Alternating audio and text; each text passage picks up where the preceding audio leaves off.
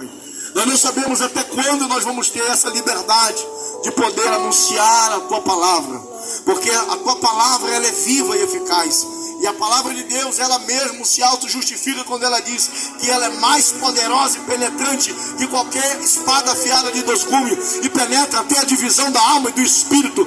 Diz que é apta para discernir pensamento e intenção do coração. Usa o Teu servo, Pai, com sabedoria, com graça, com leveza, que nós possamos sair daqui alimentado pelo poder da Tua palavra. Muito obrigado, Pai, eu te peço em nome de Jesus. Amém, Senhor. Glória a Deus. Eu saúdo meus irmãos com a paz do Senhor.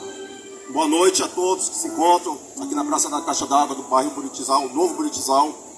Estavam com saudade, quase 2 meses, eu acho que a gente não estava vindo aqui para alguns percalços. Mas glórias a Deus que nos permite mais uma sexta-feira a vir anunciar o Evangelho, a Santa Palavra de Deus. Amém, Senhor. Antes de adentrar no texto ao qual eu vou fazer a leitura, eu vou fazer uma pergunta e eu gostaria, com toda sinceridade, a quem puder levantar a sua mão por um sim à minha pergunta, após ela, levante, por favor. Eu quero perguntar a cada um de vós que estão aqui: vocês amam a Deus? Quem ama a Deus, levante sua mão, por favor. Quem ama a Deus, levante a sua mão, por favor. Aos que ouviram, que deram atenção que foi perguntado, parte que está aqui na frente levantou a mão.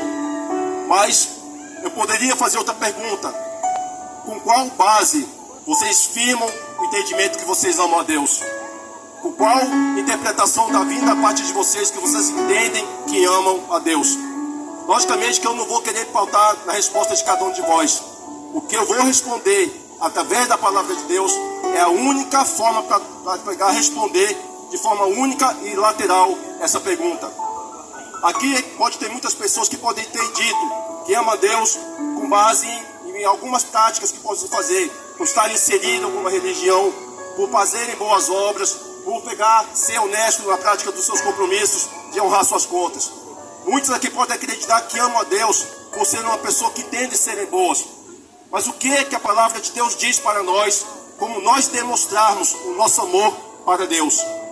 Com base nessa pergunta, eu quero trazer uma mensagem no texto do Evangelho de João capítulo 14, do versículos 21 ao versículo 24. A palavra de Deus diz assim: aquele que tem os meus mandamentos e obedece a eles, esse é o que me ama. E aquele que me ama será amado por meu Pai, e eu também o amarei e me revelarei a ele. Versículo 22. Então perguntou-lhe Judas: Senhor, mas por que te revelarás a nós e não ao mundo? Jesus respondeu-lhe: se alguém me ama, obedecerá a minha palavra, e o meu Pai o amará, e nós viremos até ele e faremos nele nosso lar. Quem não me ama, não obedece às minhas palavras. E a palavra que vós estáis ouvindo não é minha, mas do Pai que me enviou.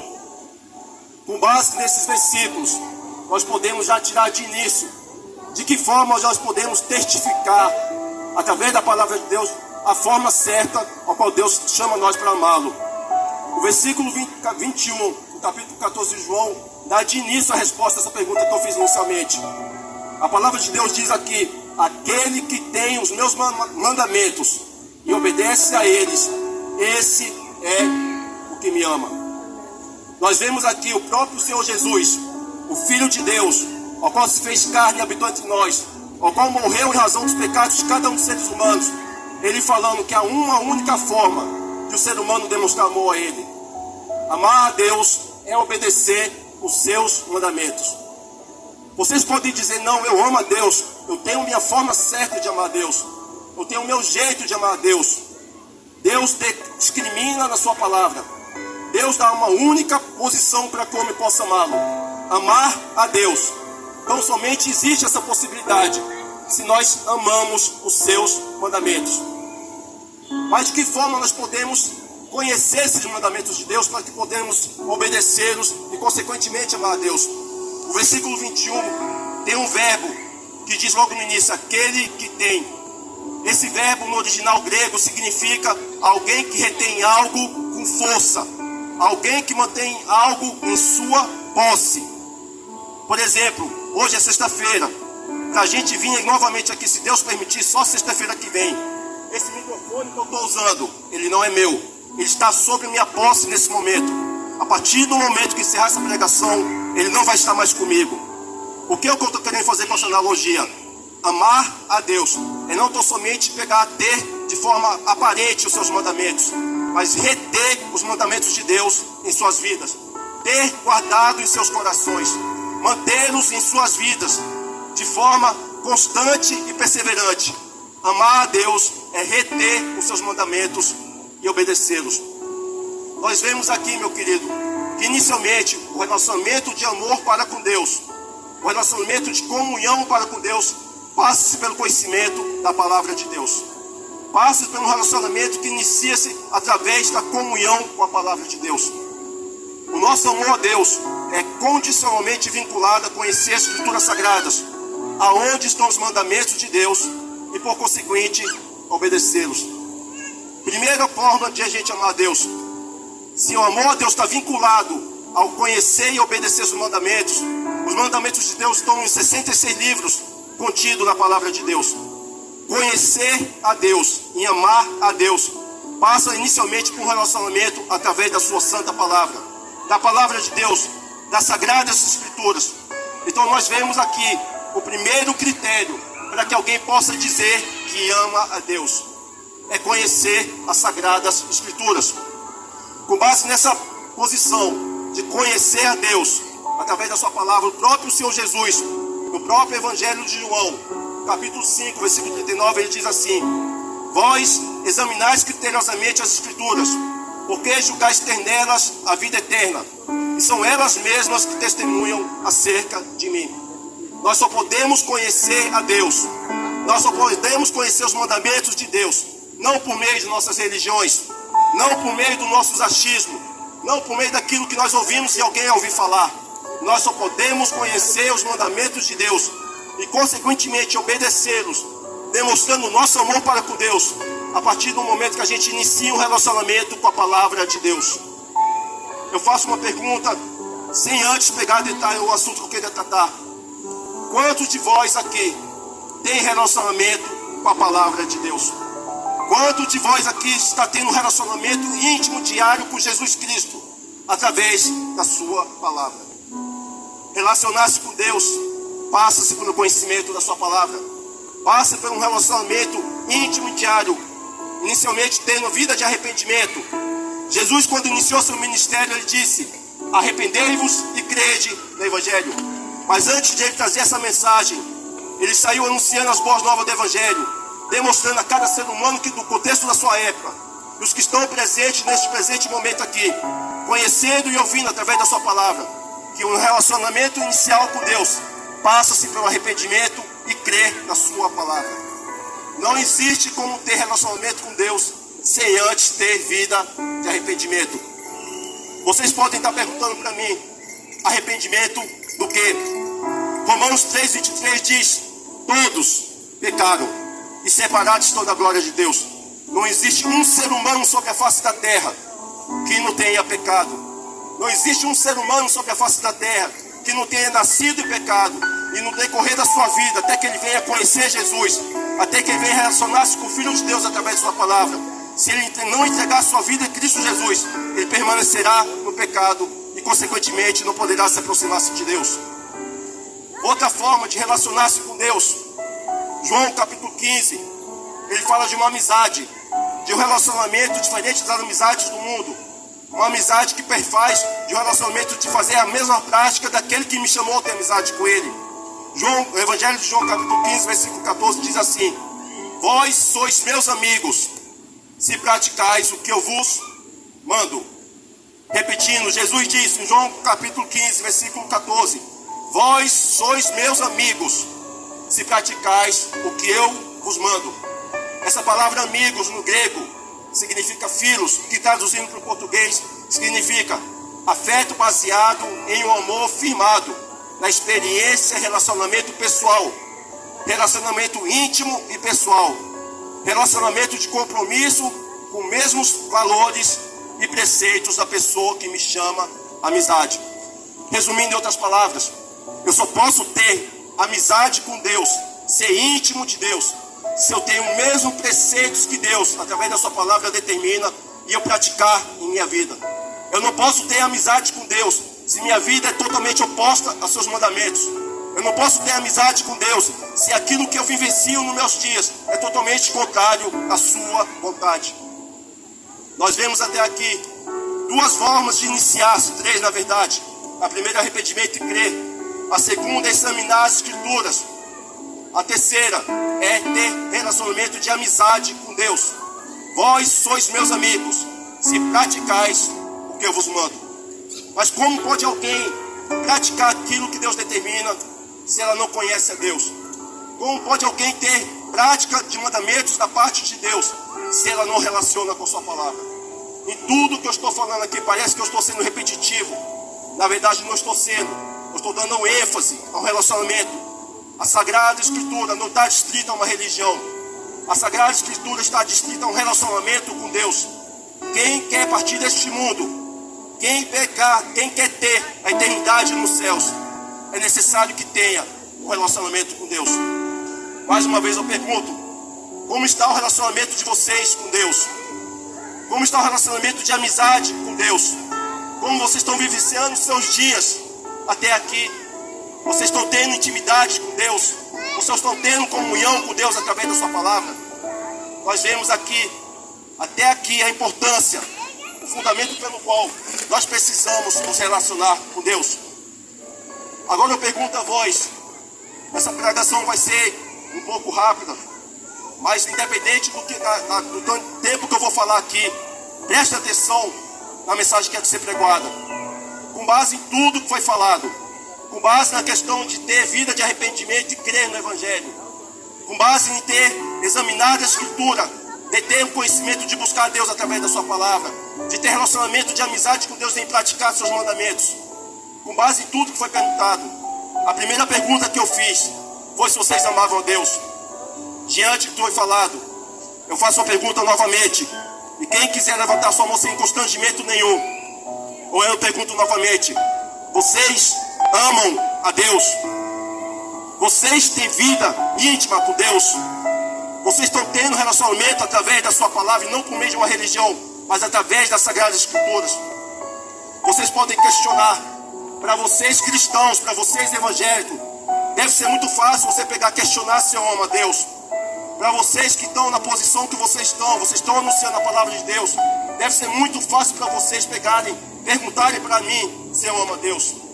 Meus queridos, como eu disse, Romanos 3,23 fala que todos pecaram e separados estão da glória de Deus. Um dia, eu falo um dia, não um dia de 24 horas, um período de vida, antes de nós conhecermos a Deus, nós também éramos pecadores. Nós vivíamos afastados de Deus. Nós não queríamos saber de Deus. Nós não amávamos a Deus. Meu irmão, essa tua palavra é muito dura, porque não existe possibilidade nenhuma de ser humano nenhum sobre a face da terra não amar a Deus. Se vocês prestarem atenção nos versículos que eu vou ler, eu demonstro sim, através da palavra de Deus, que há sim, como seres humanos, que não passaram pelo relacionamento com Deus, em vez de amar a Deus, odiá-lo. Tito capítulo 3, versículo 3 a 7, testifica aquilo que nós éramos. Quem é cristão aqui nessa praça era antes de ter um relacionamento com Deus. Diz assim a palavra de Deus: porquanto houve um tempo em que também nós quem? Os cristãos, éramos insensatos e desobedientes. Vivíamos iludidos, escravizados por toda espécie de paixões e prazeres. Servíamos a maldade e a inveja, sendo desprezíveis, odiando uns aos outros. Contudo, quando da parte de Deus, nosso Salvador, foram manifestadas a misericórdia e o amor pela humanidade, não por causa de alguma atitude justa que pudéssemos ter praticado, mas devido à sua bondade, Ele nos salvou por meio do lavar regenerador e renovador do Espírito Santo, que Ele derramou copiosamente sobre nós com toda a sua generosidade, por intermédio de Jesus Cristo, nosso Salvador. Ele assim procedeu para que, justificados mediante sua graça, nos transformássemos em seus herdeiros, tendo a esperança da vida eterna. Com base nesse versículo, eu demonstro para vocês que nós, antes de nos conhecermos a Deus, antes de termos amizade com Deus, Antes de termos intimidade com Deus, antes de amá-lo, nós odiávamos, nós não queríamos saber de Deus, nós desprezávamos a Deus, por causa de uma situação que todo ser humano que está fora de Cristo se encontra, o pecado. Mas louvado seja o nome de Deus, seu Filho Jesus Cristo, graças ao Espírito Santo de Deus, por sua misericórdia e por sua graça, por sua extrema paciência para a vida de cada um de nós.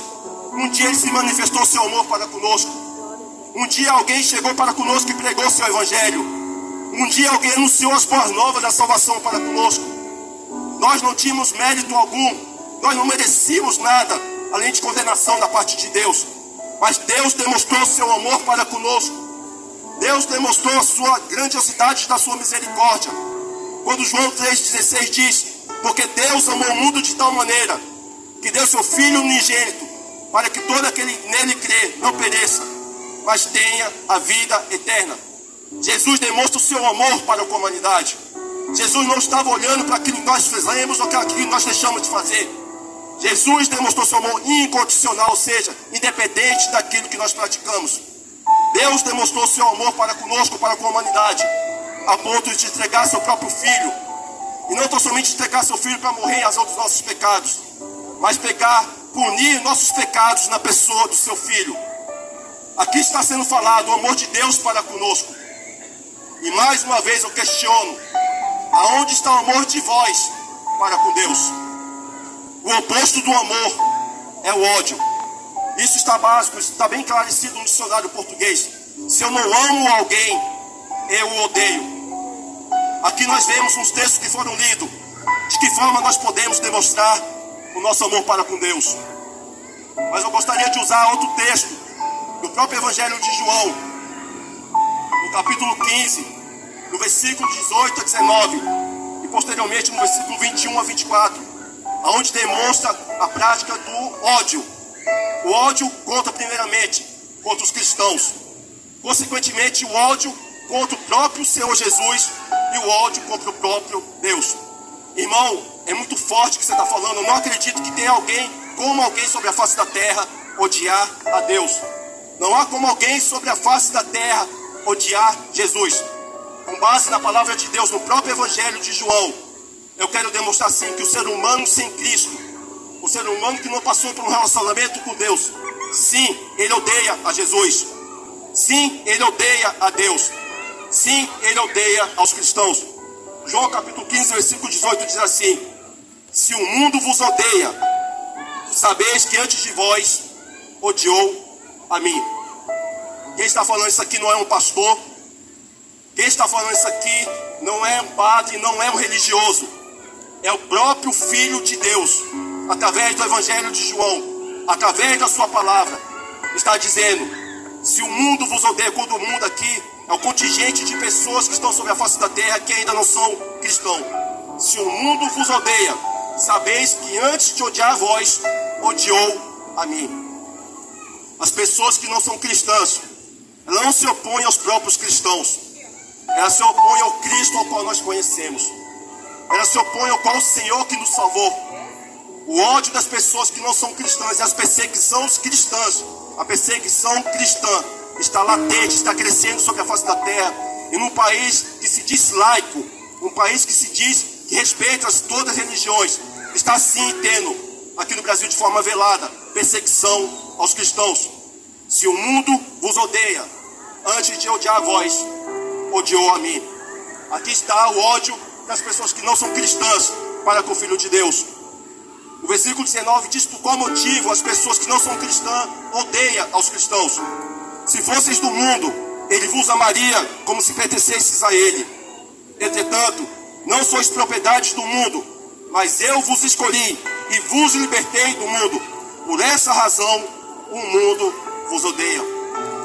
O ódio das pessoas que não são cristãs aos filhos de Deus, aos cristãos, é em razão de um relacionamento que essas pessoas, que os cristãos começaram a ter com Jesus. Como eu falei anteriormente, a perseguição, o ódio aos cristãos não é com relação aos próprios cristãos, mas por causa do relacionamento que essas pessoas têm com o Filho de Deus.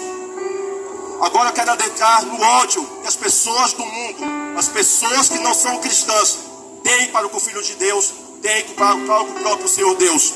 Versículo 21 a 24 do Evangelho de João diz assim: contudo, o mundo vos tratará mal por causa do meu nome, pois eles não conhecem aquele que me enviou.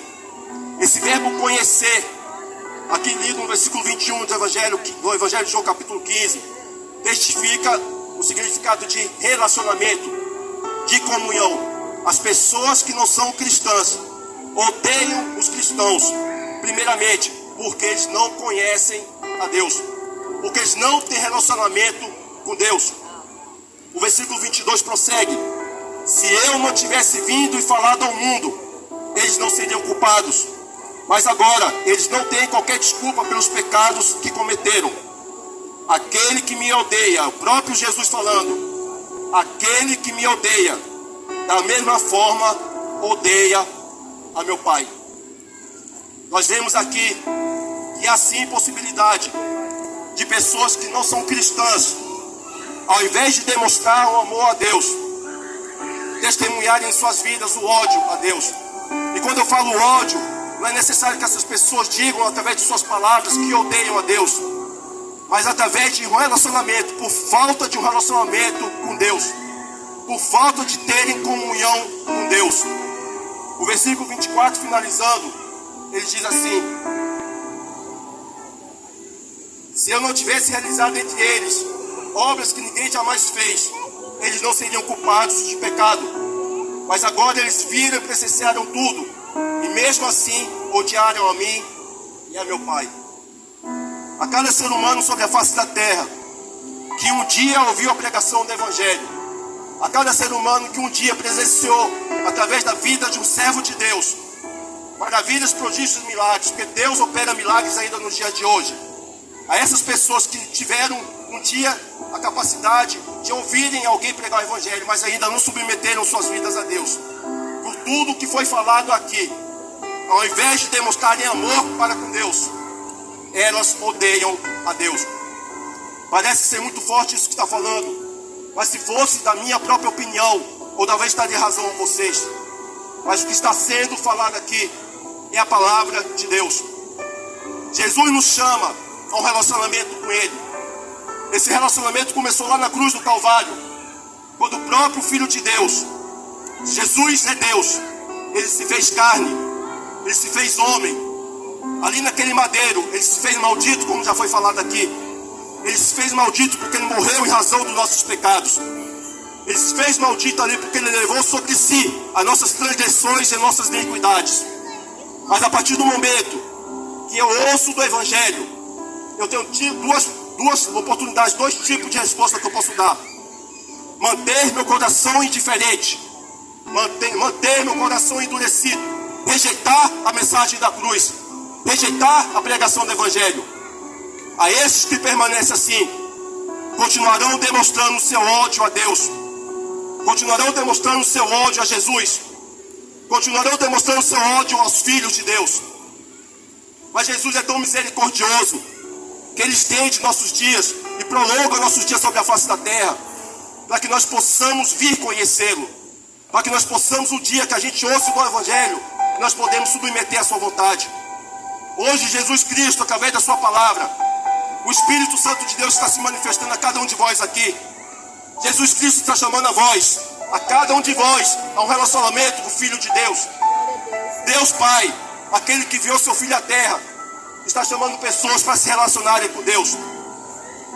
Para quem rejeitar a mensagem, para quem se mantém indiferente ao que foi falado aqui, vocês podem ter a oportunidade do amanhã, mas não cabe a nós termos o destino das nossas vidas em nossas mãos. Como diz um ditado popular, o dia de amanhã não pertence a nós. Nós não sabemos o dia de amanhã. O dia de amanhã pode não existir para nós. E o rejeitar da palavra de Deus, o desprezar do Evangelho, pode ser a última oportunidade que alguém pode ter de vir entregar sua vida a Cristo Jesus. Jesus Cristo está chamando pessoas aqui para terem amizade com Ele. Jesus Cristo está chamando pessoas aqui para se relacionar com Ele através da sua palavra.